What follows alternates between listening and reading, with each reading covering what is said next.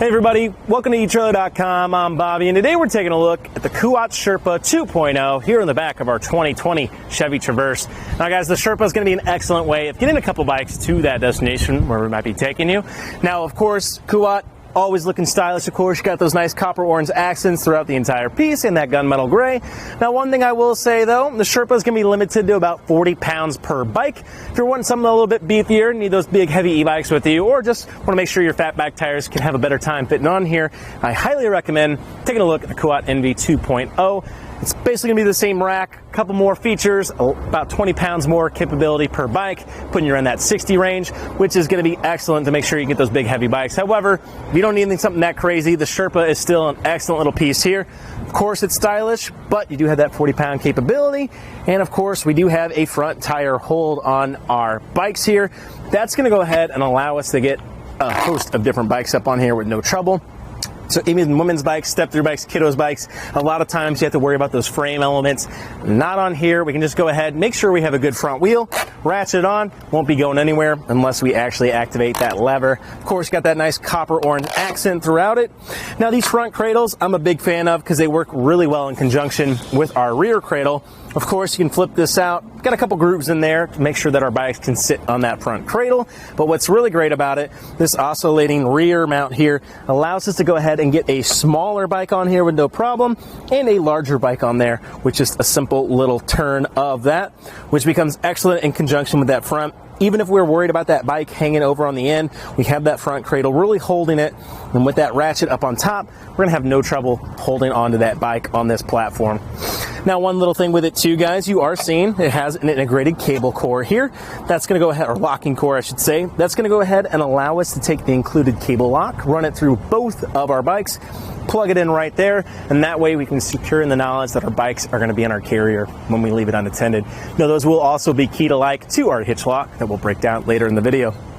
One awesome little feature of this guy too, we do have a way of tilting this away from our vehicle even when we have our bikes on it, which is an awesome little feature. You love to see it on these platform racks. Start giving you huge advantages over those hanging. And of course, all I have to do, pull that lever down, allow my bikes to tilt like so, come up right to my Traverse,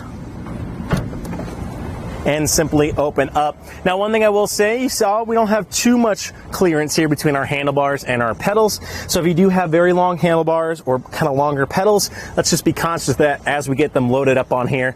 Now, a lot of times you do want your heavier bike up front or closest to your axle, which is usually coinciding with your larger handlebars. So just keep in mind, we might have to watch that, might have to do a little maneuvering around, but I think we're gonna have pretty good clearance there of making sure it's out of the way. To walk it up, all I gotta do, walk it up. It's gonna go ahead and click in place for itself. No pins or clips, nothing I have to worry about.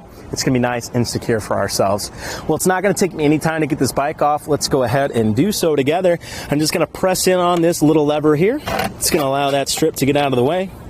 One thing I like about it too, you are seeing just a little bit of soft matting there on the back end of that strip, making sure our rims aren't gonna have any damage. And that does bring us to our last hold here on our bike. So let's make sure we have a good handle on our bike. Don't want that tilting into our vehicle or ourselves, causing any damage. And we can come right up, press in on that button, get our arms set off to the side, and simply lift our bike off, and we're already good to ride. Now mounting it, just as easy. We just kind of reverse that process. The only thing to watch out for, your strip might be in the way, but that becomes a really easy thing to hook in that wheel and just get set. And of course, go ahead, start condensing down our arms and our cradles, just to make it look a little bit nicer for ourselves. Now, one important dimension to keep in mind here is going to be our clearance to the ground, guys. We don't want this making contact, of course, damaging our carrier, but also our bikes as we transport them. So let's go ahead and see from the ground to the very end of our carrier here, guys, is going to be putting us right at 25 and about 3/4 inches there, just a shy or a hair underneath that 3/4. So definitely going to be pretty good spread there. I like that we got good rise in that middle assembly, making sure we're well up and out of the way, especially we're not too far from that rear axle. So I definitely don't think we're going to have any issue at all with it. I just be conscious. Remember, those front wheels go up, the back will go down. So we're hitch mounted accessory. So find yourself on a very, very steep incline or doing a little off-road in the Traverse, that's probably the only time I'd be that really conscious of it, guys. So, well, let's go ahead and see what kind of length we're working with here. Now, the Traverse, not the longest vehicle out there, of course, but definitely a little longer. So we do have a way of checking this. Let's see. From the rear of our bumper here to the very end of our carrier. Got a weird little tilt there. Let's go ahead and make sure we're level. from the rear of our bumper to the end of our carrier is putting us right over 33 inches. So about 33 1/4 inches there from the back of our vehicle. Definitely going to be a little bit of length to consider when we pull this in the garage or park it somewhere. We do have a way of shortening that down. Remember that lever we utilized earlier? We're going to come right back to it. Pressing in on that guy, it's going to go ahead and release it, but instead of down, we're going to go up. Again, that clicks right in place. Very little play here. Definitely not going to feel it or hear it as we drive. And now we've gone ahead and shortened ourselves a ton of space. Looks like to the very end of our anti-rattle is only going to be 15 inches there, guys. So now, hopefully, we're going to have no trouble at all get this in the garage, or again, get a lot more maneuverability when we have to park this guy at our trailhead or wherever we might be. Now, moving our way to the inside, though, you will see we have a 2-inch shank here today, allowing us to utilize our 2-inch receiver.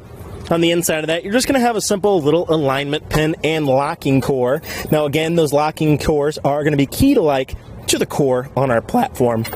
So if you're like me, a little forgetful, you will have a couple spares to make sure that we can go ahead and access our locking features. One awesome little thing too about the Kuat, guys, I really like how easy it is to walk right up and utilize this lever system, especially if you're like us, only have one bike stand, or I'm sorry, don't have a bike stand on your bike. It's nice you can walk up with one hand, simply get that set down, and get your bike up, even if you have to hold it. Now that does bring us to our anti-rattle feature here though, guys. Now a lot of times what's standard is those threaded anti-rattle hitch bolts. They do a good job.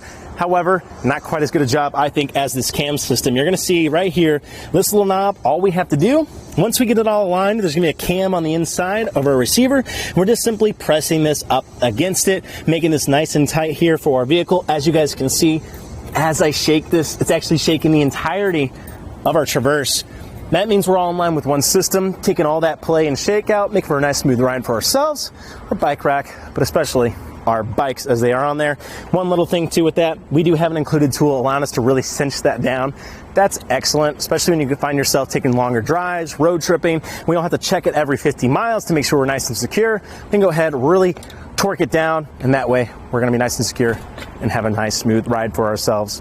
Well, guys, I think the Kuat Sherpa speaks for itself. Again, if you're needing quite a little bit more capability of itself, take a look at the Kuat NV. And if you do like this style, I believe it also comes in pearl, so that can be a great little pickup for yourself if you aren't quite liking this look.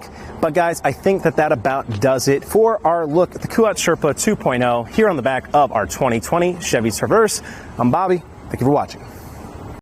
Here on our test course, we'll start by going through the slalom. This is going to show us the side-to-side action, which simulates turning corners or evasive maneuvers. Once we get to the alternating speed bumps, we'll see the twisting action.